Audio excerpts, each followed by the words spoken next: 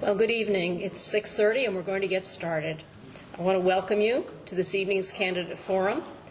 My name is Pauline Kinsella, and I will be serving as the moderator for this evening's forum. The League of Women Voters is a nonpartisan organization. We put an emphasis on voting. We do not support or oppose candidates or political parties. This evening, we will give you an opportunity to gather information about the candidates for the Scotia Village Board, the Schenectady County Judge, the Family Court Judge, and I believe, I'm not sure whether Mr. Sapnewski is present this evening, but he is running unopposed. The League's policy is that candidates running for office unopposed cannot take part in the formal part of the forum. Mr. Sapnewski is the only candidate for the position of Schenectady County Court Judge, which means he is running unopposed. Is Mr. Sapnewski present in the room? Okay. These candidates are serving our community and participating in the democratic process by their willingness to run for office, and we appreciate their commitment. We have a few ground rules. We ask that no campaign signs, swag, or literature be visible or distributed in this room. There is a table for campaign literature outside the room, and there is also information about the League of Women Voters outside the room. Please take a look at any of those materials in which you might have an interest. No recording or pictures are allowed unless authorized by the League. Any use of the authorized recording that is being made this evening requires the advance approval of the League of Women Voters. Also, please silence your cell phones for the duration of the forum. You're welcome to submit written questions on the cards that will be distributed. Please indicate the office for whom the questions are directed. The questions should be suitable for all of the candidates for that office to answer. Please hold up your cards, and an usher will collect them throughout the forum. Questions will be screened, and questions that are unclear, hostile, or of a personal nature will not be used. Questions that fall in the same general area may be consolidated, and there is often not enough time to cover all of the issues. But please feel free to contact the candidates directly for more information if all your questions haven't been answered in this evening's forum. For each office, candidates will have a 2-minute opening statement, 1 minute to answer each question, and a 1-minute closing statement each. We have timers who will hold up a yellow card when there are 30 seconds left and a red card when it is time for the candidates to stop. During the questioning time of the forum, the order of candidates will be varied. With 2 candidates present, that's not hard to do. During the questioning time of after each statement or question, please hold your applause until any of the candidates have spoken.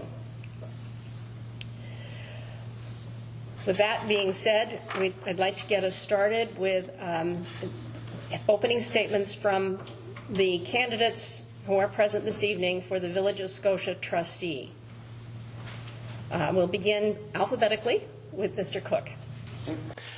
Thank you, Pauline. Thank you so much to the League of Women Voters for putting on this forum, as well as your emphasis on civic engagement. Forums such as this are critical and vital to making sure that our neighbors have access to the candidates as well as to information so they can make informed decisions on Election Day. I moved to the village nearly 15 years ago. My wife and I got married at her family church right in Scotia, and it was at that moment that we decided that Scotia, specifically in the village, is where we wanted to live, work, and raise our family. It's where we decided to lay down our roots and call home. And it was its walkable streets, its safe neighborhoods, and its beautiful parks that really attracted us to the village. And it's that same attraction that we had that makes the Village of Scotia a top choice community for many, many of our neighbors. And I'm proud of my record over the last 4 years in working day in and day out to preserve that character of the village, to keep our streets walkable, to keep our neighborhoods safe. We've also been working diligently at controlling spending, but without eliminating any of the high-value services that our village residents rely on each and every day. I'm also proud to begin a lot of the process with modernizing our facilities and improving our infrastructure, something that is so critically vital to a village like ours that was incorporated well over 100 years ago. So it's with that sense of commitment to community that I continue to serve and would like to serve the Village of Scotia for the next 4 years. Thank you. Mr. Solotruck? George Solotruck. I'm a father and a husband, a father of 3 boys and husband to Lisa. We moved to the village some time ago for the services that are provided in the school district. Our middle son is a child with special needs, and they have a great co-teaching program that has served us well throughout our time here. To mirror some of the leagues, and thank you to the League of Women Voters for putting this opportunity for us to be able to speak in front of some of the people who will be looking to us to kind of continue our service to the village as well. Thank you for that. And really, my priorities are kind of the same as far as, voting is kind of the most important part of this process, the democratic process. If you want to be represented, you should make your voice heard. And this is an opportunity for us to kind of speak about those things that are important to us. I too have been involved with the facilities project to ensure that our facilities are safe and sufficient for our employees to provide the services that we provide. And those things don't come for free, so it's great to be able to have visibility on the process in which they're decided upon and how we move forward with them. I think that's about it for right now. You can have those 30 seconds back. So. But thank you. I appreciate you guys coming and attending, and really that's very much the priorities I think we should be focusing on, is engaging and educating and voting. So, thank you. Thank you.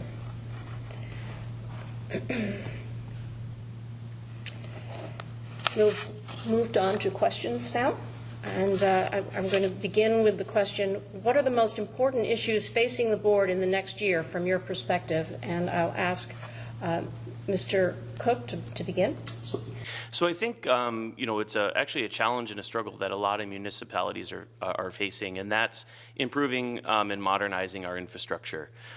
We've began a lot of the process with applying for a WIA grant to help do some much-needed improvements at our water pump station, as well as the lead service line inventory that will help us begin the process of working with our state and federal partners with seeking funding to address lead service lines that are in our homes. And lastly, I think it's continuing the municipal facilities project into phase 2, ensuring that our police department as well as our village staff have the tools and resources they need to do their job effectively, but also that our village hall could be handicapped accessible, which I think is essential to our democracy and to our engagement. Thank you. Mr. Solotruck? Yeah, I think we started to work on a strategic plan for the village, and I think that's going to be kind of a very important part of our path forward. If we can make that into something that we can work on. It's there's a lot of different things going on, as Trustee Cook said. There's a lot of things and variables that go on with funding and processing and our priorities of our village residents, which are really kind of the key voice moving forward. I think is make sure that we're representing the the majority voice within the village for improving our facilities, making our streets walkable. The BOA grant and Scotia Forward has been a great eye-opener, and we've seen people engage that haven't engaged before, so it's great to be part of those things and bringing new people into the mix and ensuring that we produce the kinds of things that are important to them and make good on our efforts to represent the village. So. Thank you. The issue of village water and lead pipes has been mentioned, but the question that has been presented here is, what is the role of the village board in implementing the effort to remove lead pipes in the village water? And Mr. Mr. Solotruck, would you like to respond to that one? Sure. It's our effort to engage the residents, ensure that we produce and transmit the information and, effectively give that information out to the residents, and hopefully we have, got a lot of professional and expert advice, and some of the partners we choose. Our Department of Public Works head is very much in tune with, his parents live in some of those areas that are, greatly affected by it as well. So we all live there. We all have the responsibility to provide safe and, and plentiful drinking water. And I think we've been doing that throughout the course of our time, and that's going to continue for sure. So, we just need to make sure that we engage and we utilize all the resources that are available to the village to reduce spending for that and ensure that we do a kind of a complete project when it comes to, deciding on the path forward and the tools that we use and the information that we produce. Mr. Cook? So I think, obviously, safe water is a right. It's something that all residents have a right to. The role that village government has is actually a shared role with our partners in County Environmental Health, New York State Department of Health, and a community our age, being over 104 years old, there are many houses that still have the original lead service line. We do regular routine testing. We know that the majority of the current lead numbers are coming from that service line, which right now all falls on the property owner, but there is discussion that may shift, and as a result, we've been taking the proactive step to do a lead service line inventory to position ourselves in a way so that we could apply for funding through our state and federal partners to hopefully be able to address some of this with the residents and the homeowners. Thank you. What qualifications do you bring to the board that make you a potentially significant participant? And why don't you go ahead, Mr. Cook? Absolutely. So I come with over 20 years of experience in the nonprofit sector with a communications background, and mainly in a lot of fundraising, arts and culture, but with that also comes a lot of community development, engagement, the ability to connect with village residents, the ability to connect with, even partnerships, because in the nonprofit arts world, it's all about partnerships. I now work full-time with Schenectady County, and I have the opportunity of seeing government at work and being a public servant. But I really think also my ability, one of the things we did when I first started was bring video technology into the village hall.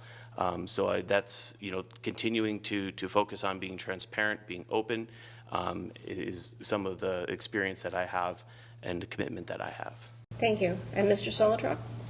Yeah, it's interesting when you start talking about representing at this level. This is really, entry-level representation of village residents, and, experience is, it's an interesting topic when you start thinking about that. I think every village resident has enough experience to represent themselves and be a good neighbor, be a good, community member, and, realistically from where they come as far as during their day jobs, I think, everyone has the opportunity to, and the experience necessary to represent and to be a good candidate for this. I personally, 30 years in utility construction. I started climbing telephone poles at, a very early age. Don't let your kids do it because it's really not good for you. But it's important to be, to know hard work, to know the results from working hard and from producing a good product. So I think experience from any village resident is important and is capable of doing a good job at representation. So I'm not unique. Thank you. The next question. How do you think the village board should best communicate and educate the village so residents are aware and supportive of its work? And Mr. Solotruck, we're going to start with you on this one. Obviously, those vehicles to educate and disseminate information are ever changing in, population and, efficiency and accuracy. So it's really trying to take all of the good parts of all of the vehicles to transmit that information out. And hopefully, engagement and intriguing the resident to attending meetings. I think that's one of the most exciting times that we have is when people come to engage. You know, they usually come on special events when people are being, you know, congratulated or being appointed to, where they get to celebrate their family members and their loved ones. So it's I think there's not going to be really anything that will replace face-to-face and, you know, eye-to-eye conversations. And there's lots of vehicles to do that information, but I think being able to see and hear and, you know, shake a hand or give a hug or pat somebody on the back because they didn't get one all day is pretty important. So, thank you. And Mr. Cook? So the 21st century communication landscape is ever-changing. They say, you know, I think we've seen it just within the matter of the last 10 years. You know, social media changes, new social media platforms pop up, others become less relevant. But we have an obligation as village government to be open, to be transparent, and to be accessible. And again, going back to what we've been doing since COVID, and we continue to do today, is making sure all our village board meetings are recorded and available.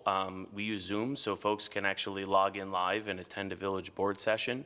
You know, then there's, you know, ensuring that our village website is up to date. And while we keep it up to date, there is some work that needs to be done to improve its ADA accessibility as well as its content management. And so I think a priority for the board should be just to begin looking at our website and making that transition to ensure that it is easy to use and easy to navigate, because the information is there, it's just not easy to find. Okay, thank you.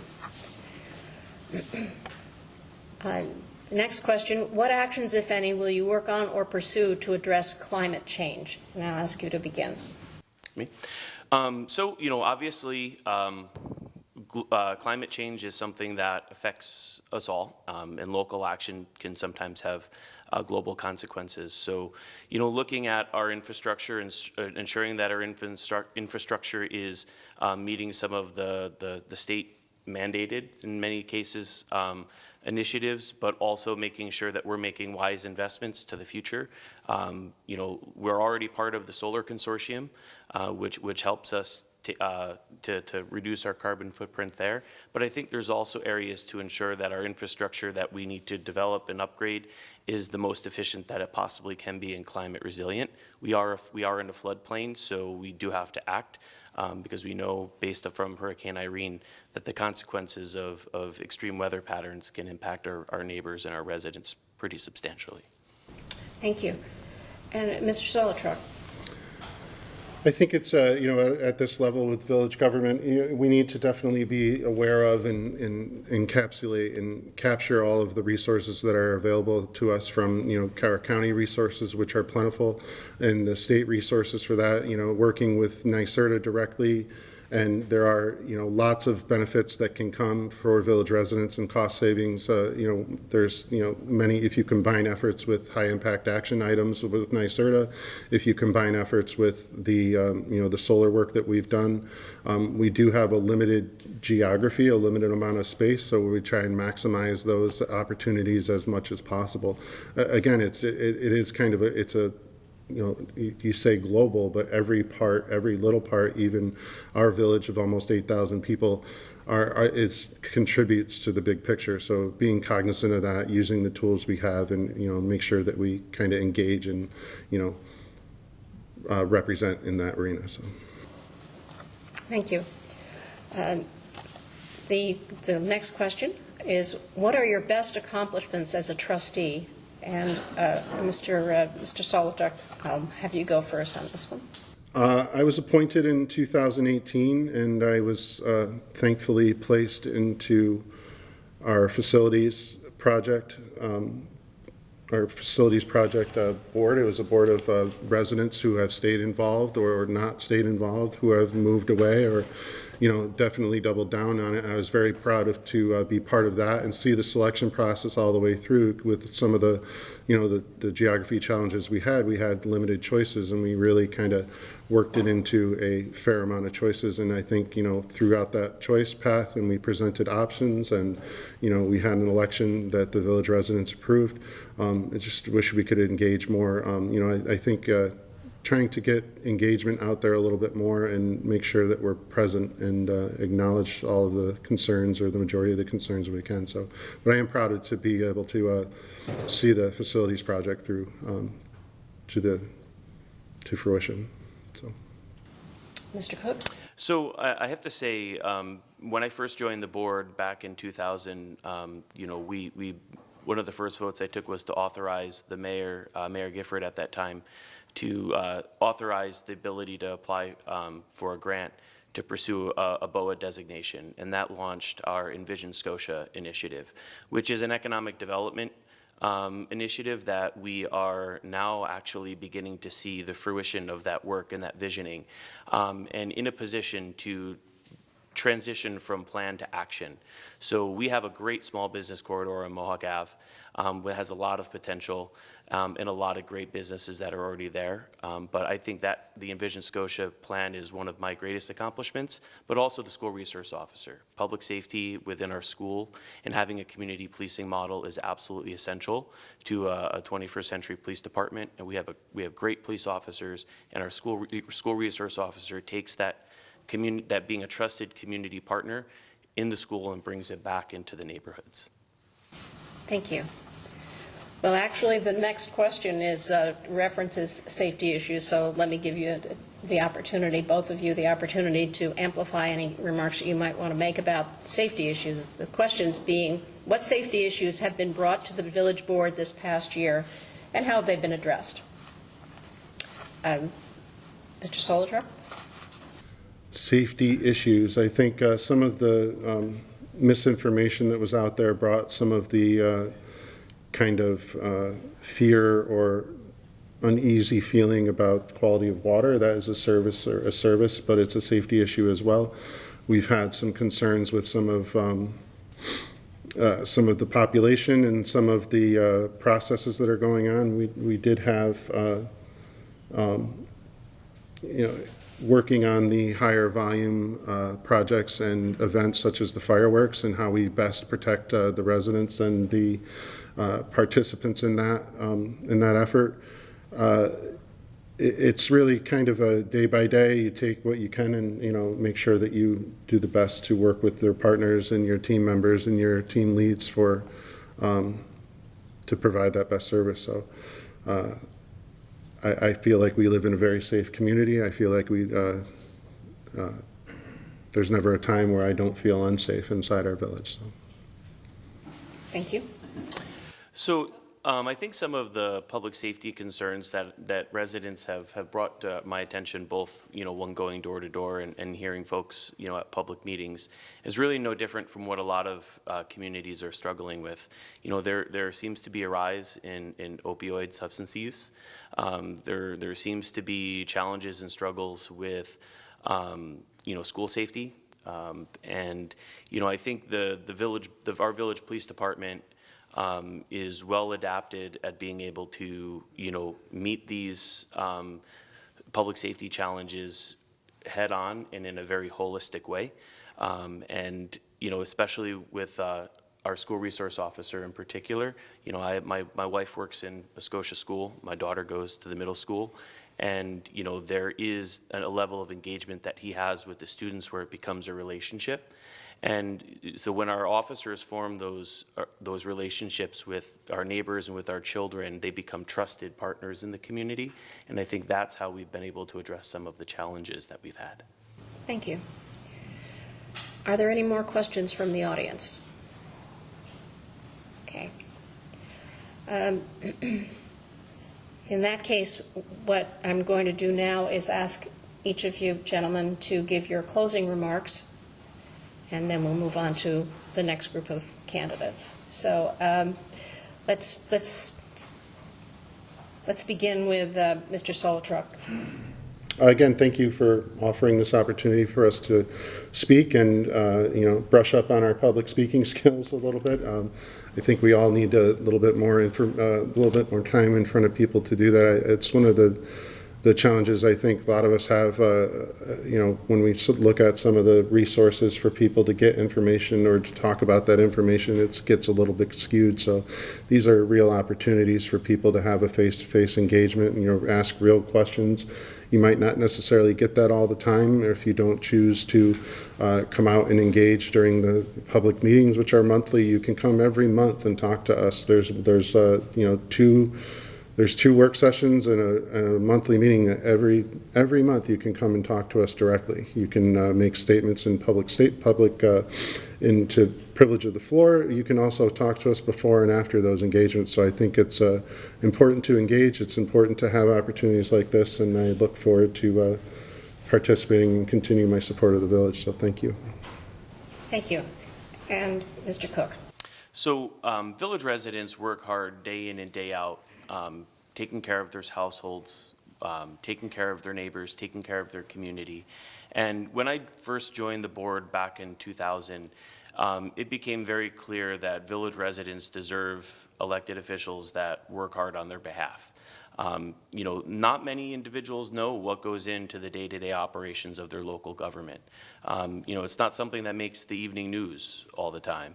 So one of the things that I want to encourage, folks to do is be involved, be engaged, and know that they have a promise from me that I will always be accessible, that I'll always be there to answer a question, to even help them navigate village government, but that also, because we don't live as a village alone, that we are part of a broader community that includes the town of Glenville, the county of Schenectady, and New York State, and that I will be a member of the board that will continue to build those partnerships and those relationships with the broader community. Thank you. That concludes the portion of our program this evening relating to the Scotia Village Board. I do want to remind the audience that there are 2 vacancies for the board this year, and you've just met 2 of the candidates for those positions. And I want to thank both of you for participating in this evening's event and express appreciation on behalf of the audience in this group for the important work that you've identified and are working on. So thank you. And thank you for your important service you do. Happy to help.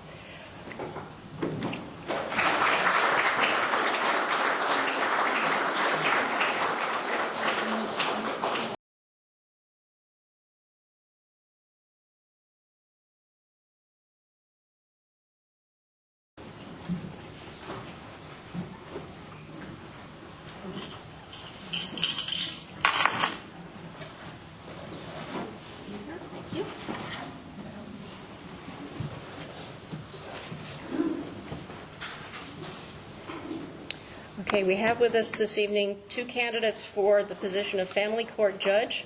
They are Michael Godlewski and Samantha Miller-Herrera, who are both of whom are with us, and we appreciate your participating in this evening's event.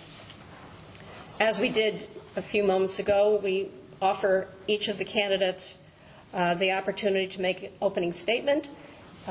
For a 2-minute opening statement, and then we'll move on to questions and answers. So, and once again, we will be doing this starting alphabetically, but also moving back and forth with respect to who goes first for answering questions. So, but we begin then, therefore, with Mr. Godlewski. If you'd like to make your opening statement. Well, thank you. Thank you to the League for hosting this event, for continuing to promote election literacy here in our community. I'd also like to just start with a couple of acknowledgments. First and foremost, thank you to my wife, Alicia, for your support and for being here tonight, and for all that you do for our family. Thank you to my campaign manager, Dave Bauk, who's present. Thank you for your unyielding friendship and support during this time. Also, Conservative Party Chairman Jim Barrett, thank you for your support. I greatly appreciate it. I appreciate the opportunity. And partners in town government. This is where my roots began as a public servant here in Glenville. Former Supervisor Chris Ketzley and Acting Supervisor Bob Kirkham, thank you for your support and endorsement. And also hello to friends Julie Davenport and Mike Aragosa. For the past 16 months, I've served as a court attorney referee, hearing and determining family court cases in 4 different courts throughout the capital region. I hear all sorts of cases. I hear custody cases, abuse and neglect cases, family offense cases, permanency hearings. I assist judges with adoptions, and I have a record sitting on the bench. I'm actually the only candidate with a record on the bench. I also serve as a part-time acting village justice here in Scotia, whereby I've had the opportunity to serve the centralized arraignment part here in our community. I've served, I hear misdemeanor matters. I assist the local court. Prior to that, I was a prosecutor of child abuse and neglect for 13 years. I was a town councilman for 5.5 years, and I worked as an attorney for upwards of 15 years. I love what I do. Family court's fundamental. It's important to what we do. It's the people's court, and it should be accessible and open to all. Thank you. Thank you. And Ms. Miller-Herrera? Thank you. I want to thank the League of Women Voters for having us tonight. It's really nice to have this. I wish we had had an opportunity to do this before the primary, but this is a great opportunity to get out and speak with people, both about our experience and about what family court really is. The New York State Bar Association report on the family court says that the family court is the court in which most Americans will experience the justice system. And when you knock on doors and talk to people, they will say, oh, I don't think I'll ever end up in family court. But it's those people that sometimes have the worst experiences in family court because they don't understand the process, and the process is difficult. Before I get too much into my experience, my husband could not be here tonight. So I don't get to acknowledge him, but when he sees us publicly, I want to thank him for his support. He's a college student, and tonight's the first night of the next semester of classes for him. There's also a household full of children at home that he is helping to make sure are on track for bedtime. My 13-year-old is babysitting my 3 younger children tonight. I'm mom to a blended family of 6 children, and that takes up a lot of my time. But when I'm not doing that, family court has been my place. It's a place that I didn't find on purpose. It's a place I ended up because 18 years ago this week I started a job that I saw in the classified ads of the Gazette newspaper as an advocate with the YWCA's domestic violence program. My job as an advocate was to help survivors of domestic violence navigate the complex systems of both family court and child protective services. In doing so, I learned that legal representation isn't just about going into a courtroom and making legal arguments, but it's about a holistic approach to the people that are in the courtroom, the people you represent, and the families that they represent. I'm running for family court because 18 years later, I'm still in family court, and it's an important role. It's important that we have the best candidates on the bench and that we have people who understand all the different jobs. Thank you. I would like to point out that under the rules that are applicable to us in conducting these candidate forums, that we cannot take questions from the audience for judicial candidates. So we have a list of questions that we hope will meet your needs and answer the questions that you would otherwise be presenting. But this is a part of the process that we must follow here at the League. So to begin with the questions that we are permitted to ask have to do with their qualifications, experience, and philosophy. So those are the areas that we'll be addressing in questions to our 2 candidates here. You have each indicated some of your professional qualifications for this office, and I would give you the opportunity to add anything further that you would like to add to the descriptions that you've already provided. I'd ask that Mr. Godlewski, that you begin. Sure. I'm going to talk a little bit more personally. When I go to court every day for the past 16 months, and I've sat in judgment of others, I bring the perspective of a husband, of a father, of a son, and of somebody whose own personal struggles are part of who I've become, a part of the man that I've become, and the lawyer that I've become. I too was guided towards work in family court because of what I've seen and what I've experienced. And I think struggle is an important aspect, an important qualification in a judge. We shouldn't have judges who come exclusively from families of privilege, from families from affluent communities. We should have judges of all shapes and sizes, of all backgrounds. And for me, I grew up in Rotterdam, middle-class background, middle-class roots. My parents are divorced. We dealt with issues, I dealt with issues as a child that many of the litigants who come before me deal with. Issues of substance abuse, issues of regarding a custody order. I was a child on a custody order. I know what it's like to do alternating weekends and to do Wednesday dinner visits with a parent. I did that as a child. Ms. Miller-Herrera, is there anything you'd like to add? Yeah, so professionally, currently I prosecute juvenile delinquency cases for Schenectady County. I've been doing that for quite a period of time now, and in that role I also see the family court unit for the county attorney's office here in Schenectady. Before that, I as well worked with Mr. Godlewski at our Department of Social Services prosecuting child abuse and child neglect cases. I was an attorney for children in 3 counties, Saratoga, Schenectady, and Schoharie counties, as well as at the appellate level. I represented parents and grandparents through our county's conflict defenders office. I was an advocate through the YWCA's domestic violence program. I was a hearing officer for the 4th Judicial District's small claims assessment review process, which requires that I review pleadings, take testimony, and issue decisions that are binding upon the parties. And, you know, I think that's all important. That's 18 years of solid experience. But, you know, I agree with Mr. Godlewski. It's very important what our personal backgrounds are. And we come from very similar backgrounds. We grew up 4 miles apart from each other. We grocery shopped in the same grocery stores. We grew up in the same Roman Catholic churches in Rotterdam and Schenectady. My kids are the 4th generation of my family to grow up to live in Rotterdam. And my personal experience is that I went through family court while standing by my stepchildren, and it was a terrifying process.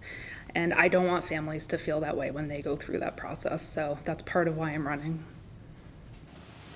Thank you.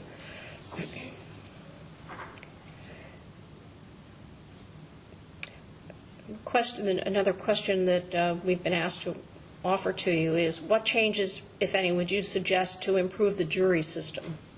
And I'd ask you to begin, Ms. Miller-Herrera. Well, family court doesn't have a lot of involvement with the jury system, but the Office of Court Administration has put out many studies on the role of juries and diversification, how it is a good way to reduce implicit bias in jury deliberations. So I think there's a lot of work to be done in terms of creating more diverse juries and getting more people to serve. And when I talk to people on doorsteps, one of the first things that will pop out of people's mouth is, I served on a jury. I had a child abuse case that was being criminally prosecuted. I know what you deal with because I sat through that. Or, I can't believe this traumatic case that I sat through. And it's amazing that people, people have that experience and they now understand the process. It's important to serve on juries. It's important to be willing to. It takes time, it takes effort away from your families, away from your own careers. But I think it's really important that we continue and that the Office of Court Administration continue to work to improve the jury process. Thank you. And Mr. Godlewski? Yeah, I actually in our office currently is a fellow with the Franklin Williams Commission. That's a commission in the Office of Court Administration that is essentially devoted to increasing diversity within the court system. And I've sat down with her. She actually, I just found out she passed the bar exam yesterday. Sat down with her and we've discussed this issue, and it is important. And they actually recently did a forum or a study out in Buffalo about jury pools and what it was essentially a push-pull of people about what's important to you. And obviously reinstituting the importance of civic duty in juror selection, also in A lot of people, the issue is missing work and making sure that you're adequately compensated for your day. Those are certainly things to consider. Ms. Miller-Herrera raised similarities between us, similarities with where we grew up. I agree and I disagree, and I think an important distinction between me and Samantha is that I actually am the only candidate of the two of us who have lived their entire life in Schenectady County. Went to high school at Mahonison, grew up in Rotterdam. I live here currently in Glenville, where I own my home.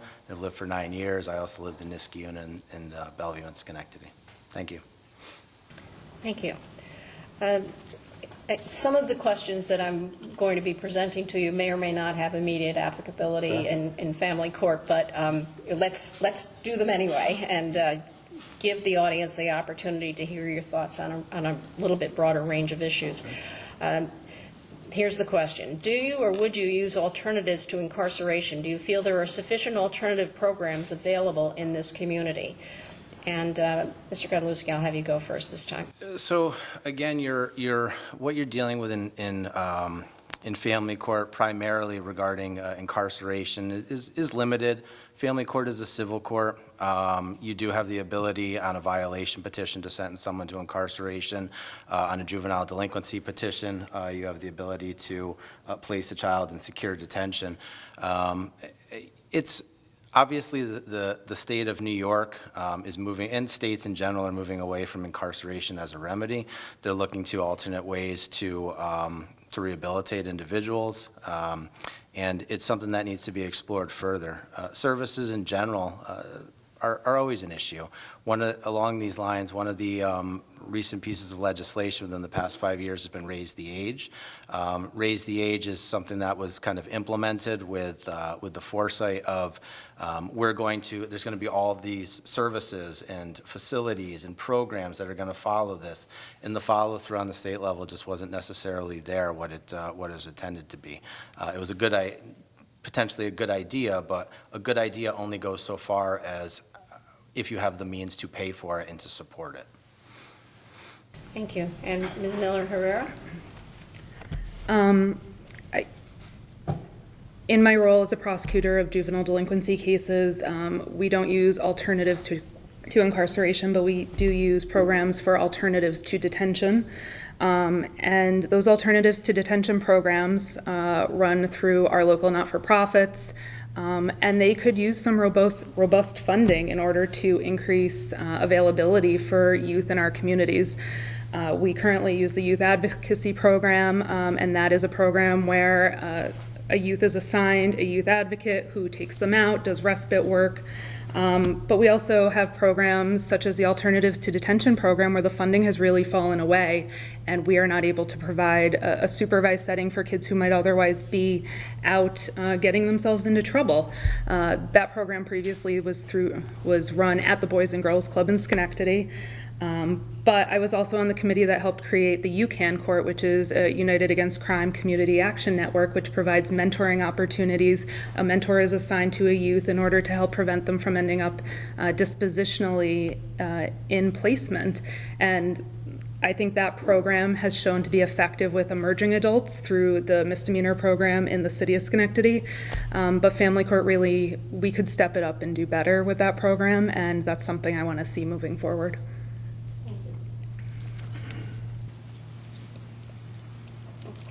For next question, I'd like to again have you answer Ms. Miller-Herrera. What improvements would you like to see made in the family court system? I don't know if I have enough time to list all the things that I think could use improvement, but I think some of the top I think my biggest priority is working to get cases to resolution more quickly. Every day that you spend in court with a case unresolved is a child's life in limbo. My experience with my own kids, my older kids who are now 24 and 21, is that every time their case was adjourned, their life was flipped upside down. They didn't know if they were going to be able to go to Boy Scout camp. They didn't know if they were going to be able to play football over the summer. They had no idea what was going to happen, and it's traumatic. It's something that doesn't leave a child when they grow up. It's something that impacts how they live their adult lives and the decisions they make for their own families and their own children. I see it with my daughter and her 2 children. And it's difficult. So working to resolve cases faster, but how do you do that, right? You increase mediation. We do have mediation programs. We have court attorney referees like Mr. Godlewski who are available to assist with mediation programs. But the 4th Judicial District really hasn't pushed that. And I think we need to increase the use of mediation, whether it's in permanency or custody matters. Mr. Godlewski.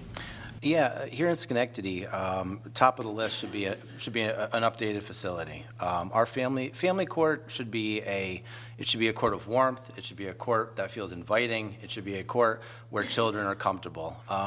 Actually, here in Schenectady, we're actually out of compliance with the Family Court Act in the sense that we don't have a daycare for children, for parents to leave their children when they attend court proceedings. In my experience, I sit in 4 different family courts, so I've gotten to see kind of the good and the bad and what works. And Albany County Family Court, they have an updated facility, they have a spacious waiting area. They have, not only do they have a daycare facility, but they have a waiting area that's specific to youth who are in foster care with toys and with stuffed animals, and actually with an old Nintendo. I look at it as kind of the Taj Mahal of family courts and what Schenectady should aspire to be. The legislature started to look at the cost of a new facility, but it's overdue. We're in a generic office building. Space is limited. We're actually out of space, and right now referees are actually conducting proceedings and hearings virtually, which shouldn't be happening. Okay. To what the extent to which you and family court deal with public defenders, the question is, do you feel that the current public defender system in New York State affords the indigent with competent defense, and if so, why or why not? And I'm going to ask Mr. Godlewski to answer first, and then we'll go to Ms. Miller. So like the last question, it's an evolving issue. I certainly think that all government attorneys, prosecutors, public defenders, conflict defenders should be on a relative even playing field, relative pay scale. We've seen that here in Schenectady with the public defender's office unionizing to get better wages, to become more competitive with Samantha's office, the county attorney's office, and other offices within the county. I think that's important. Yes, litigants in family court should be afforded to the best possible defense. You have a right to an attorney on a family offense petition. You have a right to an attorney on a violation of support petition, and also parents in a custody proceeding have that right. And it's important that those rights are honored, and certainly you equally have the right to represent yourself. But you should be afforded fair access to a attorney, a competent attorney, a helpful attorney if you so desire one. And certainly it's an issue that needs to continue to be addressed. Thank you. And Ms. Miller-Herrera? This is an issue that's pretty close to my heart. I spent many years representing parents and families through the county's conflict defender's office, as well as assigned counsel through the county's 18B plan. What's nice about Schenectady County is our public defender's office is in the process, maybe close to completing their unionizing, which involves ensuring that their pay is in line with other attorneys' offices, both at the counties and other counties. It will help limit caseloads. If you don't know, public defenders are greatly overworked and greatly underpaid, and the work they do is so meaningful. But lowering their caseloads allows them to provide meaningful representation, because competent is important and ethically required, but meaningful representation is really what we're striving for. Lowering caseload gives you time to meet with your clients, answer their questions. But I think what we can do moving forward is help to increase training for those assigned counsel plans where you have independent attorneys who are on contract with the county to represent people. And recently wages were raised in order to get more people back onto those plans and willing to represent those who need it. Thank you. This last question has to do with judicial ethics, and the question is, how would you balance the need for judicial independence with the need to raise campaign funds? Would you, for example, accept contributions from attorneys who may appear before you? And Ms. Miller-Herrera, I'll have you go first on this one, back around again. I mean, I think that's an interesting question, but we're actually not allowed to know who contributes to our campaigns. So I have no idea if the people who will appear in front of me have contributed in some way. I'm thankful for all the people who are willing to contribute and help me pay for all those signs that are littering Route 50 at this point, and for all the literature that I'm leaving at doors. But I think until the government finds an appropriate way to address that, it's not something that we're really able to know, and therefore we can't really address. Mr. Godlewski. Yeah, I would agree with Samantha at this point. There are laws in place so that judicial candidates do not know who are contributing to their campaign. Sam's actually having a fundraiser tomorrow night over in Albany County, if anybody's interested, at a restaurant over in Colony. So that's along those lines. But yeah, from my perspective, it's important that judicial candidates remain unbiased, that they are able to ensure that they are ethically fair. From my perspective, there are two components that make a judicial candidate a successful judge, and that is fairness and competence. And fairness is something that to me is most fundamental, and I'll get more into that in my closing remarks. That concludes the question and answer period. We're going to now go on to closing remarks. And Mr. Godlewski, I'll have you, well, I'm going to have Ms. Miller-Herrera go first because we started with your opening remarks. So let's reverse that and have closing remarks from Ms. Miller-Herrera.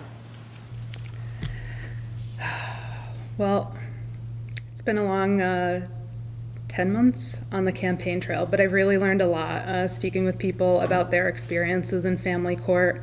And my takeaway has been that people feel that they need to be treated with respect and dignity. When they're in court, they feel like it's a cattle call. They're called into a courtroom, they're heard for maybe 3 minutes, and then they're rushed back out the door. Last November, the state Senate held hearings on family court after a series of reports and news stories about both the New York City and upstate courts. And parents and legal experts called the process dehumanizing. They talked about the long and protracted trauma of their cases and how family court actually did more harm than good for their families. My philosophy is do no harm. Help families, treat them with respect and dignity, and make sure that when they get to the end of the process, they don't think that you created more of an issue for them than they had when they walked in the door. The job of a family court judge is to help families get through some of the most difficult things they will ever deal with, whether that's the child welfare system, the juvenile justice system, or custody matters. I hope you'll come out and vote this year. It's very important. This is a very important race. Family court impacts people who don't think they will ever end up in family court, but do. So thank you. Thank you to the League of Women Voters for having us tonight. I really appreciate this opportunity to speak about my experience. Thank you. And as a last few items to address. No one. Oh, I'm so sorry. That's okay. Oh, I beg your pardon. I was waiting for you to tell me to go. Go, please. Go right ahead. Thank you. I lost track for a second. No, Thank you for reminding me. That's fine. Thank you so much. Thank you to everyone for coming out. Thank you for taking an interest in the democratic process. Thank you to the League for putting on this event, and thank you to Samantha for her participation and in getting to this point. I love what I do. Every day I get the opportunity to make critical decisions that affect people's lives. I have sat and listened to people's their stories of tragedy and their stories of triumph. I've conducted what are known as Lincoln hearings, where you sit in a courtroom, it's the judge, it's the child, and it's their attorney telling you about their home life and about their parents and about where they potentially want to live. I've made tough decisions. I'm actually the only one of us that sat in judgment of others and made tough decisions. I've decided where children go to school. I've decided which parent's going to have primary physical custody. I've decided whether or not children are abused or neglected children under the law. I've extended placement through permanency hearings and determined whether or not the Department of Social Services has done their burden. I take my role as an elected official very serious. As a Glenville Town Board member, I was very proud of my record, very proud of my attendance record, contrasted with my opponent, who as a Rotterdam Town Board member missed 21 meetings during her time. So I think it's important that you show up. I think it's important that you folks show up and vote, and I'm looking forward to the opportunity to serve. Thank you all. Thank you. I want to thank both Ms. Miller-Herrera and Mr. Godlewski for their participation in this session this evening. I want to thank once again the audience for being here and making themselves available to learn more about these two candidates. And I do want to remind you that New York State will have early voting at the following locations: the Karen B. Johnson Library, the South Schenectady Fire Station, Glenville Senior Center, and Niskayuna Town Hall.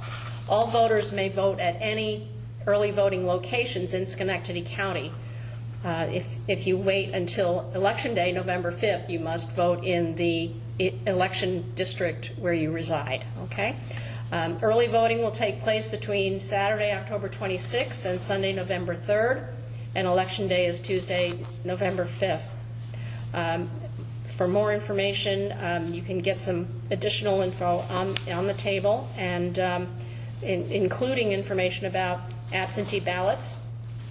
Voters may submit an application for an absentee ballot or early voting by mail ballot with the Board of Elections no later than Saturday, October 26th. It's coming up on that deadline. Your mailed absentee or early vote by mail ballot must be postmarked by Tuesday, November 5th. With that, I would ask that the audience express their appreciation to these candidates for attending and participating